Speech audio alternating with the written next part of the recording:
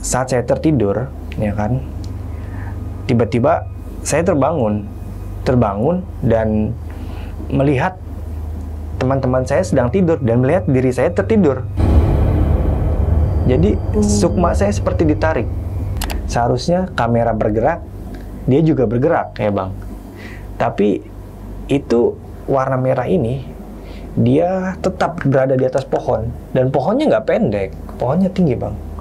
Ya kan, pohonnya tinggi dan itu bias merah itu berada di situ.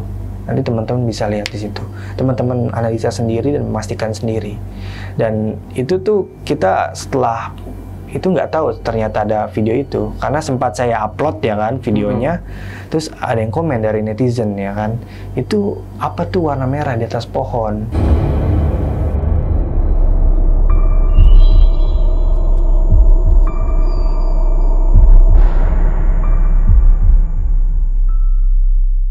Assalamualaikum warahmatullahi wabarakatuh. Jumpa lagi dengan saya, Ale, host Jejak Backpacker. Dalam obrolan misteri Jejak Backpacker kali ini, saya menghadirkan seorang narasumber yang pernah mengalami kejadian mistis di Gunung Salak pada tahun 2021 lalu. Tapi sebelum narasumber menceritakan pengalaman mistis yang pernah dialaminya, jangan lupa untuk selalu support channel Jejak Backpacker. Subscribe, like, komen, dan share video-video YouTube Jejak Backpacker. Assalamualaikum Bang Gigi. Waalaikumsalam Bang Ale. Terima kasih Bang Gigi sudah datang jauh-jauh nih dari planet Tambun ya. Iya. Kita satu planet gitu. Iya, satu planet Bang. Satu planet sama-sama di Bekasi. Oke, siap. Oke. Jadi di sini Bang Gigi ini punya pengalaman mistis di Gunung Salak tahun 2021 lalu. 2021. Bang, ya. Jadi bisa diceritakan sedikit aja Bang. Iya, kisi-kisinya ya. Jadi yang paling menegangkan itu sukma saya diajak keluar sama si kakek ini. Ukurannya sekitar ya tidak sampai 1 meter, janggutnya panjang, bajunya putih dan bawa rombongan. Nah itu di situ dia dengan saya bernegosiasi. Dia bilang gini, kamu ikut saya, nanti di belakang tendamu ada gerbang, kamu lewat situ, nanti kita akan ketemu Mbah Salak. Itu. Oke, disimpan dulu ceritanya Bang. Tapi sebelum Gigi menceritakan pengalaman mistisnya lebih lanjut lagi, saksikan setelah OMG yang satu ini.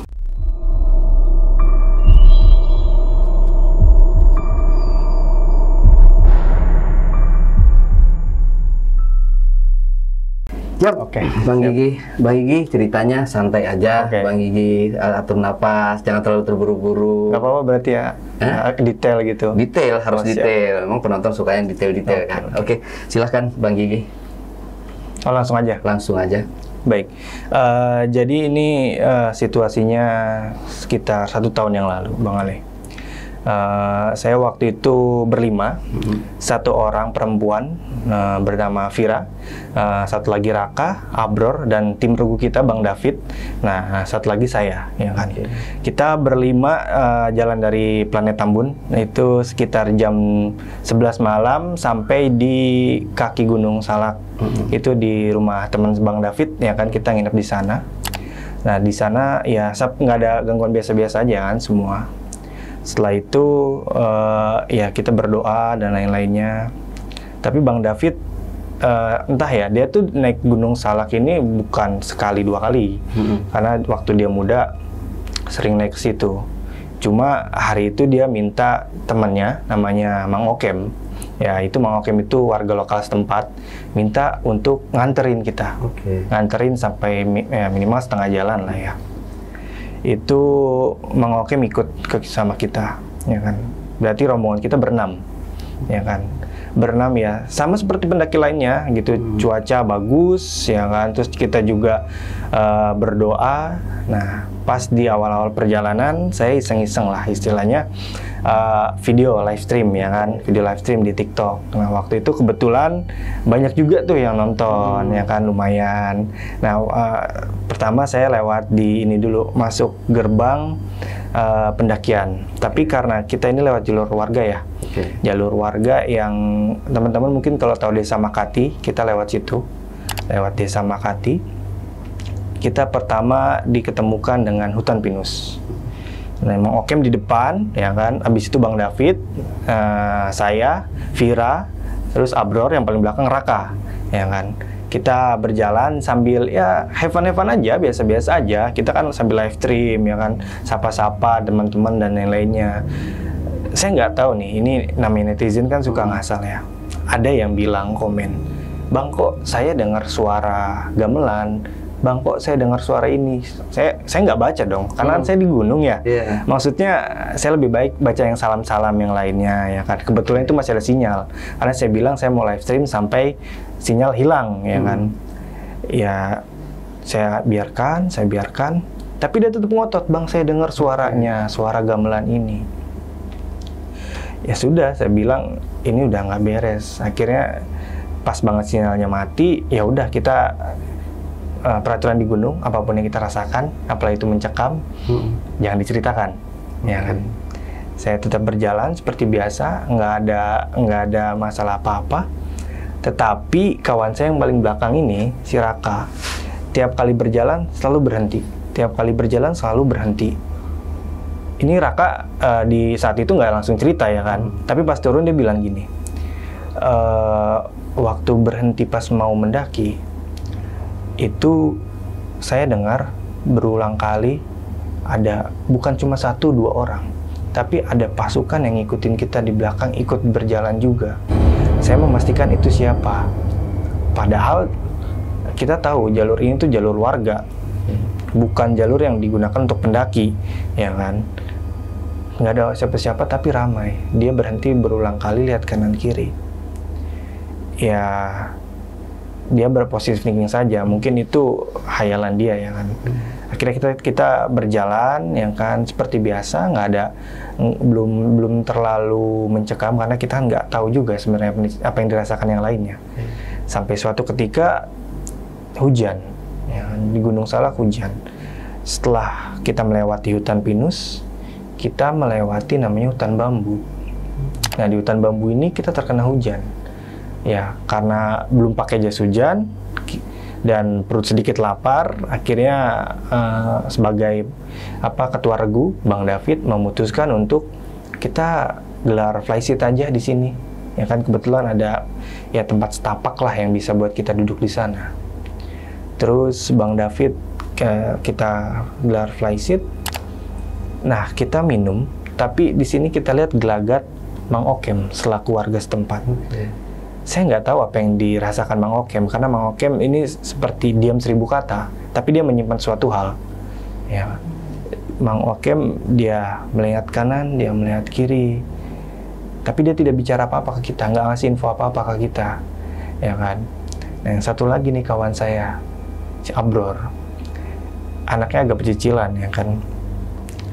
Di waktu itu saya nggak tahu apa yang dia rasakan, tapi pas sudah turun si Abror bilang ke kita bahwa waktu kita lagi istirahat di pohon bambu ini, dia mendengar di pojok sebelah kiri, yang pojok sebelah kiri itu kita bukan jalan, itu semacam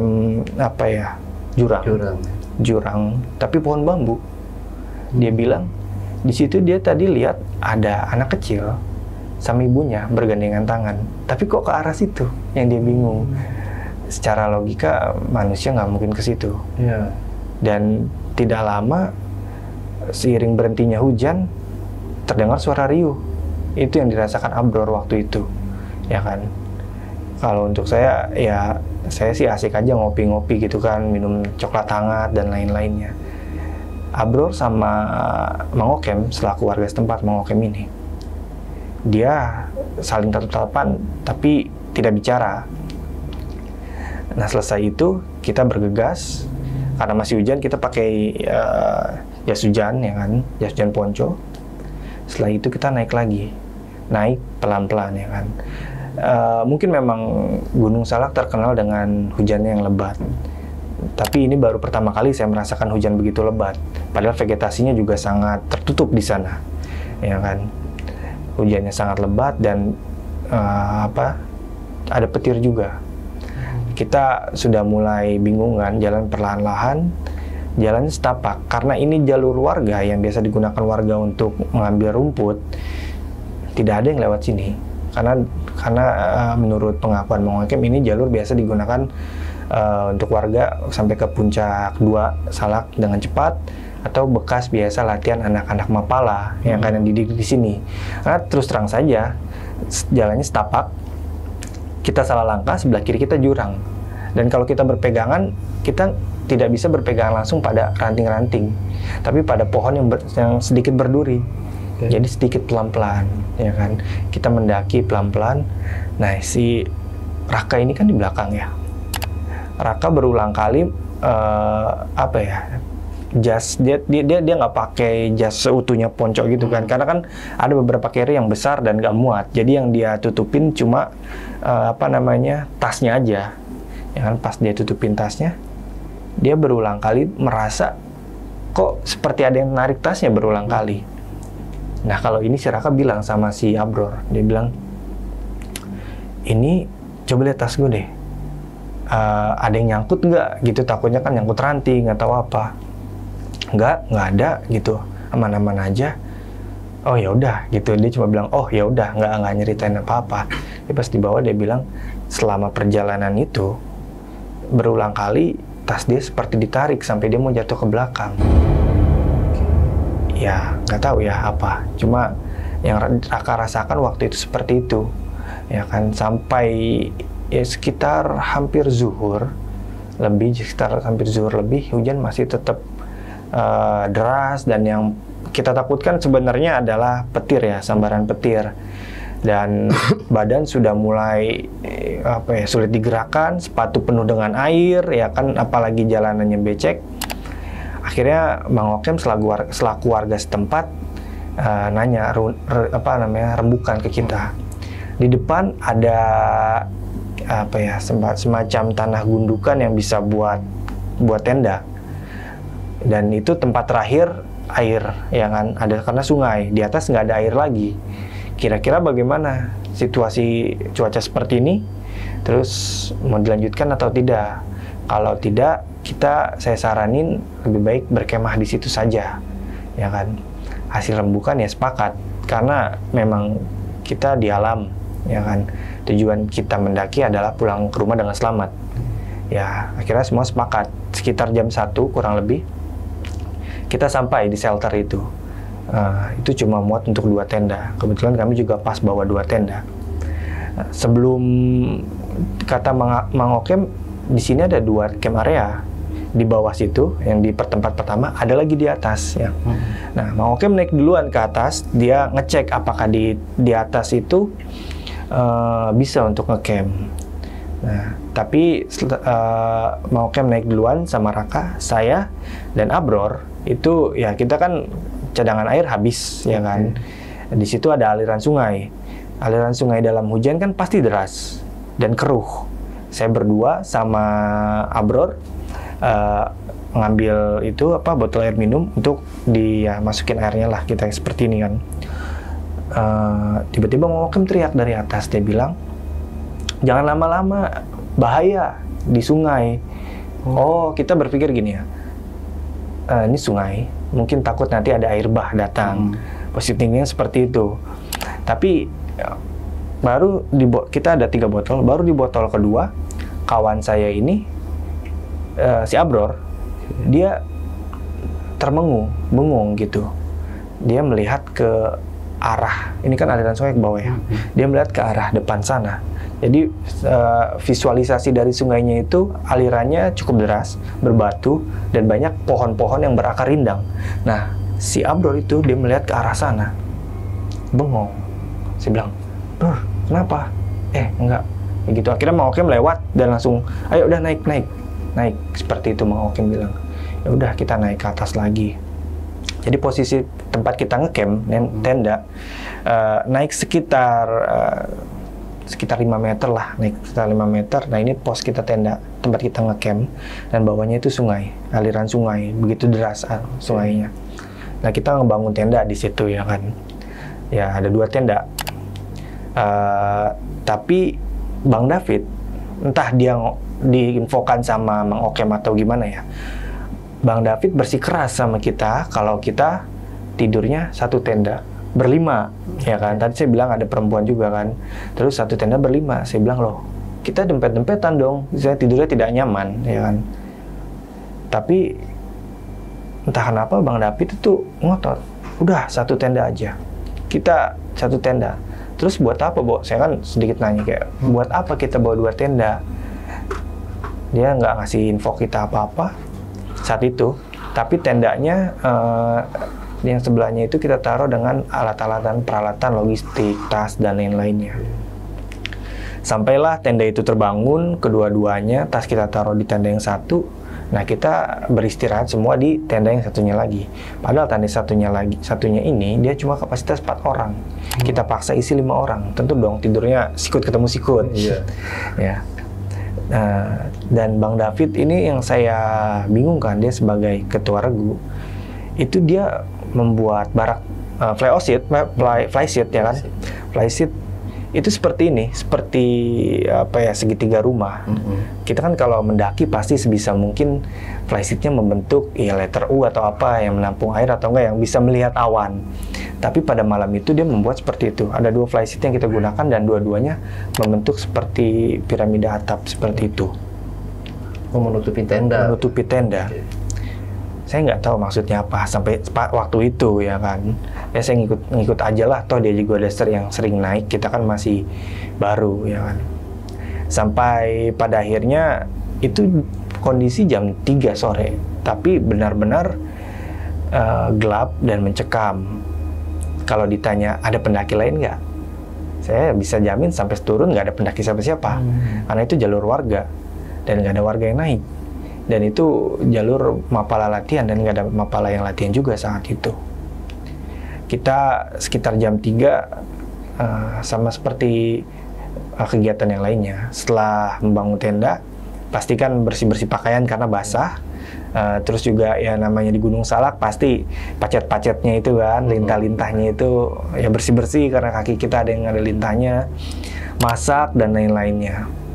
Itu kurang lebih kita selesai ya jam 7-an lah. Jam 7 sambil selesai ngobrol-ngobrol dan lain-lainnya.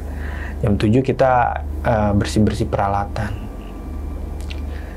Kan kalau kita naik gunung tuh paling seru tuh malamnya ya, ya Bang ya. Malamnya kita ngobrol, dengerin musik dan lain-lainnya. Tapi nggak tahu nih, ini Bang David tuh istilahnya dia kan senior. Masa kita ya mau nikmatin situasi, suasana, disuruh istirahat jam 7 lagi ya kan. Kalau jam 11 mah oke lah, besok kita apa gimana. Ini jam 7 kita suruh tidur, suruh istirahat. Ya udah, kita ya nurut-nurut aja sama yang lebih pengalaman. Akhirnya ya dirapi-rapihin lah barang-barang kita, peralatan kita. Posisi tidurnya Pira di pojok ya kan, perempuan. Nah ini si Raka calon suaminya. Nah terus Bang David di tengah. Nah di sini sebelah sini saya sampingnya Bang David. Nah paling pojok dekat pintu itu Abror. Ya kan, posisinya tidur seperti itu. Sikut ketemu sikut ya kan. Dan itu malam itu hujan masih rintik ya kan. Dan ya karena capek, yang lain sudah mulai pada tidur, sudah mulai terlelap. Tinggal saya seorang diri. Saya memang merasa badan masih cukup fit malam itu, Bang. Saya baca buku waktu itu, mengisi waktu biar agak ngantuk juga. Saya baca buku, tapi kita tahulah di tenda ketika tetesan air dari pohon itu berbunyinya seperti apa, sama suara kaki yang berulang kali lewat di depan tenda kita. Oh, ada yang lewat? Ada, Bang. Jadi itu posisi sekitar jam 8 mungkin ya. Jam 8 malam itu saya masih melek ya kan. Ada orang ukurannya sekitar mungkin kurang dari 1 meter ya kan. Berjenggot ya kan, putih pakaiannya, berulang kali bolak-balik di depan. Dia aneh ya kan, saya pikir pintu tenda dalam keadaan terbuka, tertutup, kita kan sudah tidur semua. Bolak-balik, logikanya bagaimana saya bisa tahu? Nah ini yang saya tanyakan, suara hujan kan tes. Nah suara kaki berulang kali dak dek. berulang kali bolak-balik. Saya mencoba memantapkan diri kan, istilah kata, ini benar bukan ya suara hujan? Yang saya takutkan lagi suara hewan, ya kan? Serius, saya terserang lebih takut dengan suara hewan, mau itu babi atau ya habitat-habitat yang lainnya, karena dia bisa merusak tenda kita. Karena kebetulan malam itu ya setelah selesai pakai itu nestingnya, kita cuma siram air, buang gitu aja sih, ya kan Bang? Tapi itu berulang kali, bolak-balik. Saya pikir ini suara apa ya? Tapi kalau pendaki lain, gak mungkin. Karena kalau pendaki lihat tenda, pasti nyapa, manggil, Bang, apa gimana, ya kan? Tapi ini enggak, berulang kali, bolak-balik. Karena posisinya udah terlalu mencekam buat saya taruh buku, saya berusaha semaksimal mungkin untuk tidur, Bang. Tidak lama setelah itu saya tidur.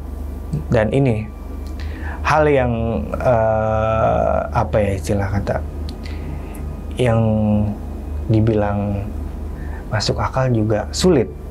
Sebelumnya saya minta maaf untuk warga setempat ya Bang, takutnya ada hal yang nggak saya tahu, ya kan, ada hal yang dengan cerita ini mungkin menyinggung atau bagaimana. Cuma ini saya menceritakan sejujurnya apa yang saya rasakan. Saya minta maaf kalau memang ada salah kata. Tapi malam itu memang saat saya tertidur, ya kan, tiba-tiba saya terbangun dan melihat teman-teman saya sedang tidur dan melihat diri saya tertidur. Jadi sukma saya seperti ditarik, ya kan, itu Bang. Saya melihat ada Vira, ada Raka, ada Bang David, ada saya lagi tidur dan ada Abro lagi tidur. Itu saya melihat mereka semua. Nah itu Bang yang sejujurnya saya kalau untuk cerita ini agak berat Bang, karena ini pengalaman yang apa ya, buat saya tuh bukan sembarangan. Ngeri juga, takut salah juga.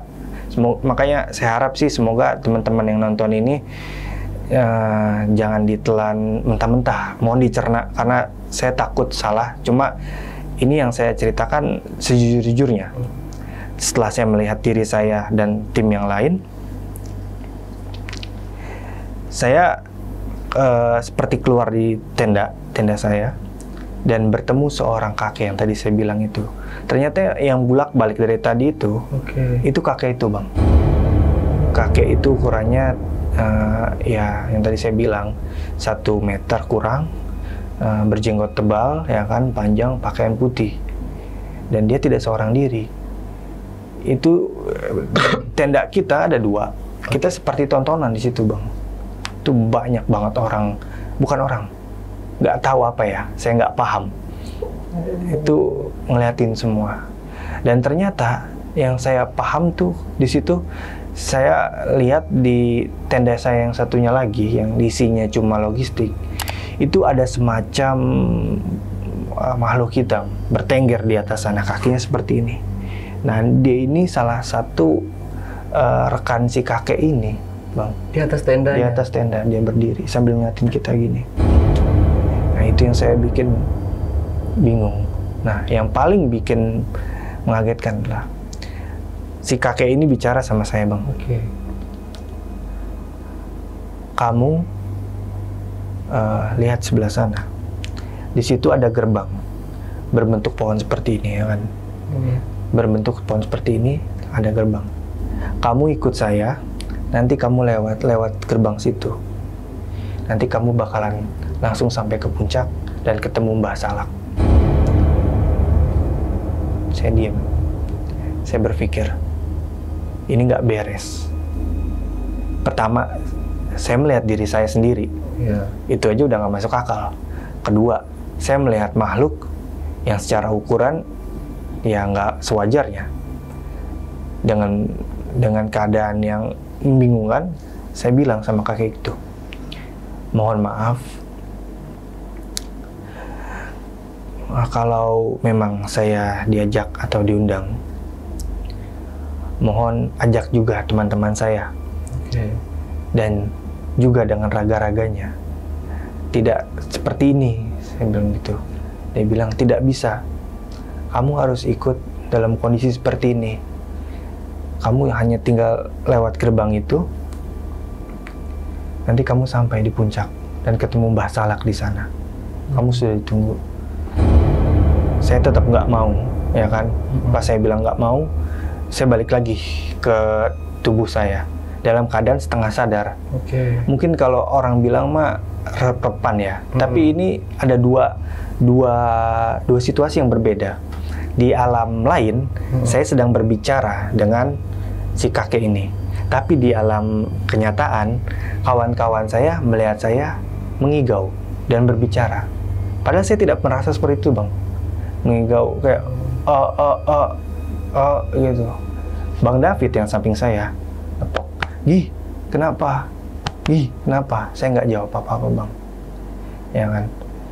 Dan semuanya tuh tahu situasi itu mencekam. Mereka langsung sadar semua? Mereka semua sadar. Mereka semua tidur tidur setengah sadar. Iya, tidur ayam seperti itu. Udah saya jawab dalam keadaan setengah sadar juga. Nggak apa-apa, Bang, gitu kan. Oh ya udah. Akhirnya Bang David, karena saya bilang nggak apa-apa, dia tidur lagi. Tapi setelah itu saya bangun lagi, dan bangun dalam keadaan yang sama lagi, dengan bertemu si kakek ini lagi.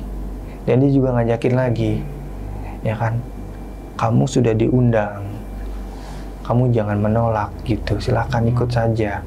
Saya tetap bersikukuh, saya nggak bisa kalau hanya hanya ruh saya. Waktu itu saya bilangnya seperti itu. Kalau seperti itu terlalu bahaya buat saya, ya kan. Akhirnya saya balik lagi ke tubuh saya. Pas balik tubuh saya lagi, saya ditepuk-tepuk lagi sama Bang David, gitu ya kan. Nah, di sini ternyata dari tadi teman-teman saya udah bilang kayak masak mie enak nih, gitu. Semua jawab, Bang. Semua jawab, wah iya nih masak mie enak.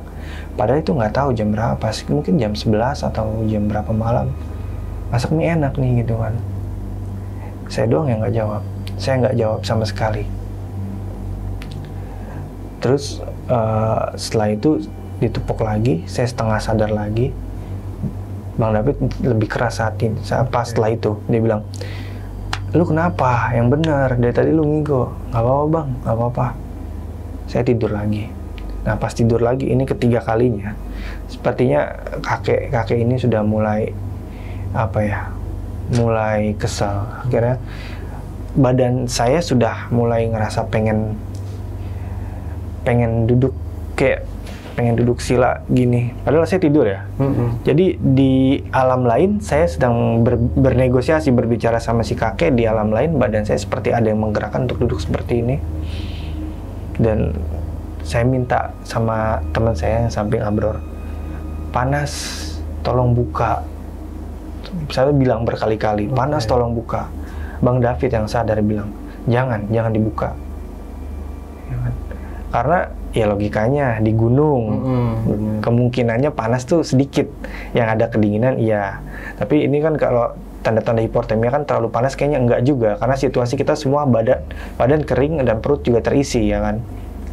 Ya setelah itu ini negosiasi terakhir dengan si kakek ini, ya kan. Ya saya bilang terakhir, saya bilang saya tidak mau ikut ke sana, ya kan. Terus tangan saya udah hampir mau ngebuka pintu tendanya. Tapi kawan saya Bro bilang, "Ini masih terlalu malam." Dia bilang gitu, "Nanti saja," gitu, ya kan. Ya udah, akhirnya itu, tapi saya nggak ngerasa ngebuka pintu tenda itu. Tapi yang saya rasakan, saya ingin duduk seperti gini, terus saya buka tendanya dan saya lari. Jadi kan tadi di negosiasi saya bilang kalau mau ajak juga dengan raga saya. Nah, raga saya saat itu seperti sudah setengah kontrol, ya kan. Udah seperti saya pun sulit mengontrolnya. Dibuka dan melari persis di belakang tenda. Memang ada pohon yang berbentuk seperti ini. Dan mau diarahkan ke situ. Tapi saat itu Bang David benar-benar bersikeras ngebangunin saya, udah benar-benar biar saya sampai sadar 100% bangun gitu, ya kan. Akhirnya ya saya bangun, ya kan, suruh minum dulu. Ya, suruh minum ya biasa kan, minum terus. Kenapa? Ditanya gitu. Ya peraturan dalam pendakian, apapun yang dirasakan jangan diceritakan. Saya bilang nggak apa-apa, biasa gitu. Saya paling tanya nggak apa-apa, biasa gitu aja. Nanti aja, saya selalu jawabnya, nanti aja, aman, masih aman. Saya bilang gitu. Ya setelah itu kawan saya yang satu lagi si Abror, dia udah mulai gelisah karena yang di depan pintu dia si Abror ini ya kan, dia mau buka pintu. Nah di saat ini saya udah sadar ya kan, saya sadar di luar karena tadi sebelum saya tidur saya tahu ada orang bolak-balik berkali-kali, dan saat tidur saya sadar saya diajak ngobrol oleh orang yang nggak tahu siapa itu, kakek-kakek itu kan. Si Abror inilah yang setelah itu kena gangguannya. Dia mau buka pintu, dia bilang mau ngerokok nih, asem. Saya bilang ini masih jam berapa gitu ya kan, jangan nanti aja nunggu jam 4 ya kan. Itu saya lihat handphone itu masih jam 2. Loh saya kaget, perasaan apa ya, ini saya udah tidur berjam-jam gitu. Saya pikir semua teman-teman pendaki kalau tidur di gunung tidur sebentar tiba-tiba pagi karena kita ngerasa capek. Ya kan, tapi ini enggak, kita seperti bangun berkali-kali tapi ini kok masih jam segini, ini masih jam segini. Dan semua sepakat. Waktu turun kita cerita bahwa itu malam yang paling lama kita rasain. Saya nggak tahu ya, tapi kan ada cerita kalau di malam di alam kita dengan alam mereka tuh berbeda. Di alam mereka berbedanya ya lebih lama situasinya. Entah kita satu tenda berada di alam lain atau bagaimana, saya kurang paham. Ya kan, tapi yang kita semua paham, merasakan malam itu lama banget, benar lama banget. Dan setelah sekiranya sekitar jam 4, Abror keluar ya kan. Dia keluar, biasa mulutnya asem ya kan, nyalain korek sambil ngerokok, masak air sambil buat kopi. Dia pakai headlamp, jarak tadi kan saya bilang, jarak dari tempat kita ke sungai cuma 5 meter.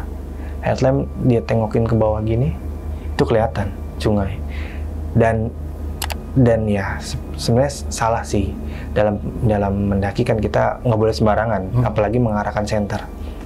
Salahnya Abror, dia lagi ngerokok sambil masak air, dia ngarahin senternya ini ke sungai di senter situ. Persis di saat turun pendakian dia cerita dia melihat sesosok baju putih besar, kali ini berbeda. Besar, tanpa kepala.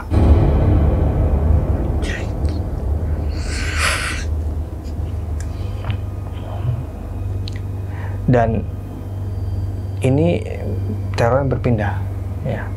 Pas tanpa kepala ini si Abror merasa hatinya tuh, kalau yang tadi kan saya setengah sadar, kalau ini hatinya dikendalikan. Dalam hatinya atau dalam perasaannya atau dalam telinganya tuh ada yang berbisik. Kamu penasaran kan? Apa rasanya terjun ke sungai? Lari aja, lompat turun ke sungai. Tenang aja. Itu ya, ini bisikan hatinya Abror. Tenang aja. Nanti kamu nggak usah takut. Kamu kan mau sampai rumah, turun nggak perlu jalan kan? Nanti teman kamu yang bawa kamu di yang tandu ya, di bawah tandu gitu kan sampai bawah. Ya dia menguatkan dirinya aja sambil woi bangun dong gitu. Bangun, semuanya mau bangunin kita semua. Ya kita namanya tadi tidur setengah-setengah, tidur ayam-ayam, jam 4 suruh bangun ya sulit kan. Ya kita nolak kan. Akhirnya dia sendiri di situ. Dan yang lebih parahnya lagi, dia dibisikin lagi. Temen Tuhan, temen lu gak mau bangun. Itu ada batu, lu lempar aja ke kepalanya. Itu di hatinya Abror dibicara seperti itu.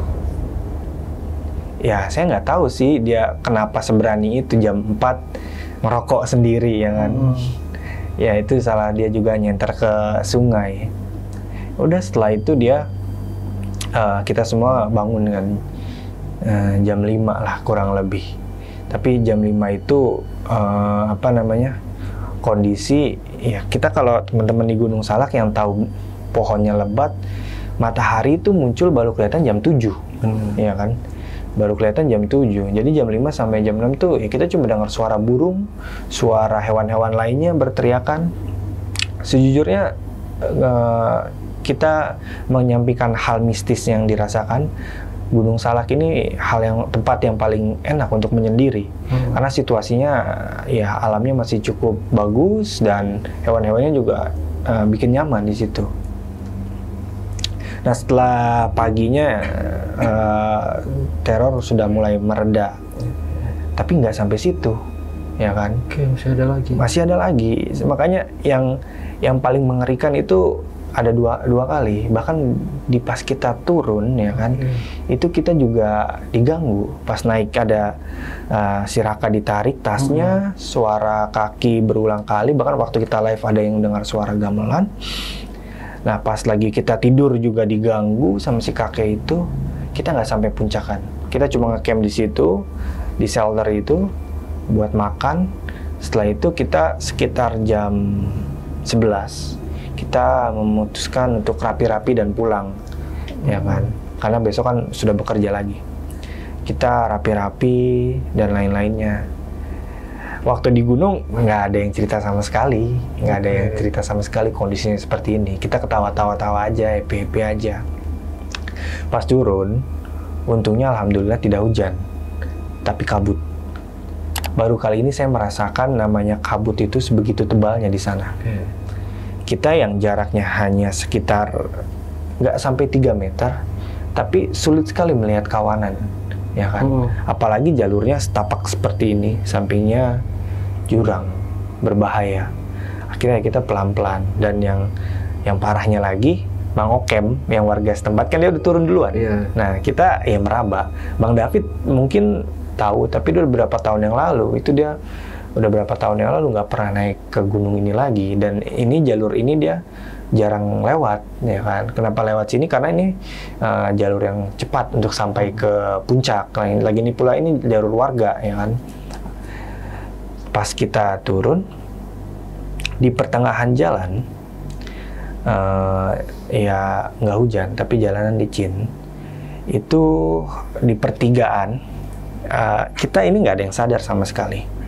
Ya nanti kalau misalkan teman-teman dari Jejak Backpacker mau share videonya, saya ada videonya.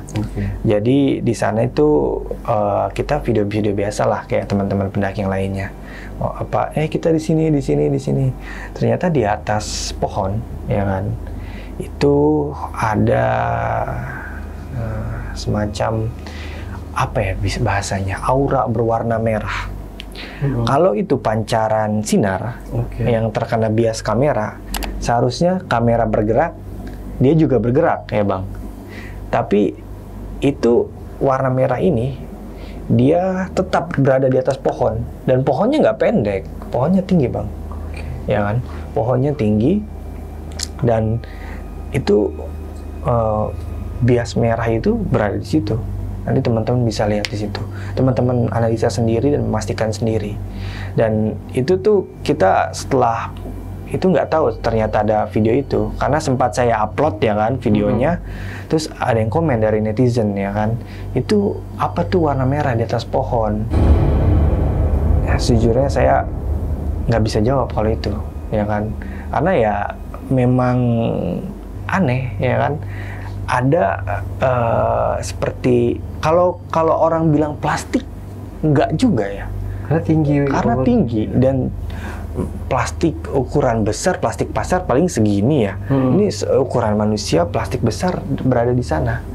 Dan yang paling aneh, setelah saya ingat betul, setelah jalur itu kabut sudah mulai sedikit terbuka, kawan saya Raka yang di depan, dia berhenti seketika, tanya ke Bang David, "Bang, ini lewat mana? Kiri atau kanan? Tadi saya lupa nggak lewat sini, ya kan? Apa kita ambil kiri aja ya, Bang? Soalnya kalau ambil kiri, itu jalurnya landai, jalanannya bagus. kalau kata dia tuh kayak aspal yang belum jadi, ya kan? Yang ada batu kerikilnya, kecil-kecil gitu kan. Dan di depan sana terlihat seperti ada ke perkampungan. Loh, saya berpikir, ini kita masih setengah jalan, tapi kok udah mulai kelihatan perkampungan, ya kan? Itu jalur yang sebelah kiri. Jalur sebelah kanan, jalur pada umumnya yang kita lewatin. Batu-batu besar, licin, terjal, ya kan? Dan tertutup sama dedaunan. Itu. Bang David bilang, enggak, kita harus ambil yang kanan. Secara logika, nggak mungkin di sini ada jalur landai, ya kan? Apalagi jalurnya berkerikil bersih kayak mau ke perkampungan. Ambil kanan.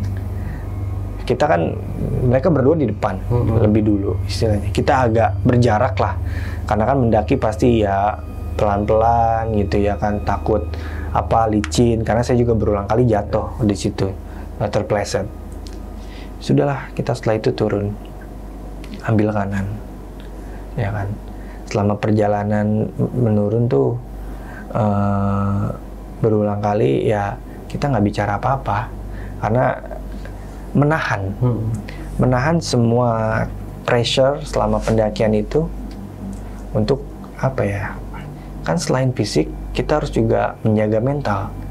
Kalau satu kena biasanya menular, kayak gitu Bang. Nah, alhamdulillah kita turun pelan-pelan. Nah, sampailah kita waktu itu kita turunnya lewat hutan pinus, ambil ke kanan. Itu di Desa Wisata Makati namanya. Mungkin teman-teman Desa Makati paham lah, mereka yang punya wilayah. Saya juga salam-salam juga terima kasih buat teman-teman di Desa Makati yang udah nemenin kita naik, Bang Okem ya kan, Bang David dan lain-lainnya. Di situ Bang. Nah, itulah pas di bawah situ baru tuh tadi yang saya ceritain, semua teman-teman melampiaskan apa yang dirasakan di sana. Dan ini yang membuat saya apa ya, sedikit kesel sih sama salah satu teman yang perempuan itu. Dia baru cerita kalau dia masih apa ya, baru mau akan selesai dari datang bulan. Tapi istilahnya udah nggak terlalu banyak lah ya kalau perempuan bilang, tapi masih. Nah itu di situ makanya kita, aduh kenapa nggak bilang dari awal ya kan? Ini terlalu bahaya banget buat kondisi, ya bukan kondisi kita aja, kondisi kamu atau semuanya ya kan di situ. Tapi alhamdulillah kita turun dengan selamat dan ya untungnya waktu ditanya kamu mau ikut nggak sama saya, sama kakek itu ke arah gerbang itu, saya nolak. Yang saya khawatirkan ketika saya ikuti ajakannya, sukma saya diajak, nanti raga saya kosong. Ya, itu benar, banyak kejadian seperti itu ya. Kurang lebih seperti itu Bang, yang saya rasakan di pendakian Gunung Salak ini. Serem banget. Jadi si kakek itu memang dia mini ya. Iya. Semeter kan paling segini lah semeter. Ya, kurang lebih segini. Kurang lebih. Dan yang mukanya gimana ya? Ini jenggotnya panjang ya, rambutnya juga panjang. Panjangnya tuh bener sampai ke bawah, ya kan? Dan dia pakai putih beruban gitu ya kan. Dan yang saya ingat itu mukanya yang ininya apa ya, bukan ajudan atau apa, saya nggak tahu, yang bertengger itu. Kurang lebih kalau kita visualisasikan seperti kalau teman-teman tahu leak Bali, seperti itu. Tapi mukanya hitam semua.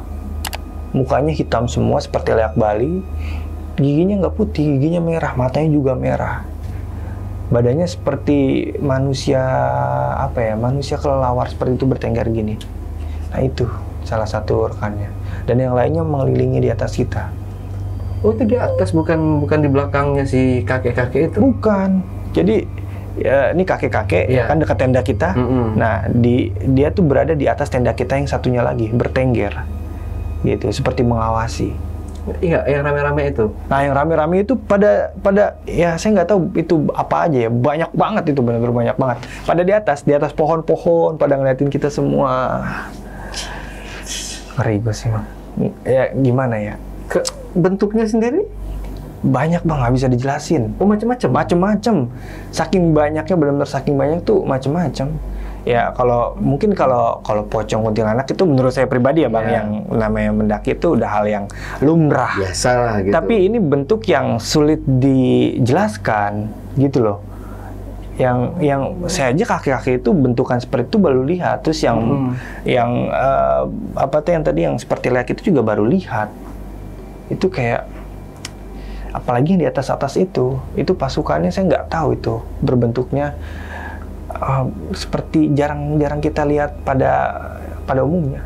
Ada gede, ada yang kecil. Ada yang gede, ada yang kupingnya besar, ada yang apa? Itu yang paling serem tuh yang apa matanya gitu. Nggak bisa deh, Bang.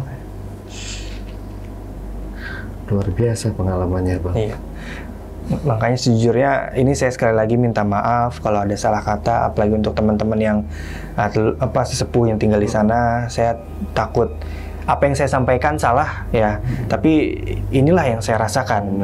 Makanya saya menahan cerita ini sejujurnya sudah cukup lama, karena terus terang ngeri, Bang, ngeri banget beneran.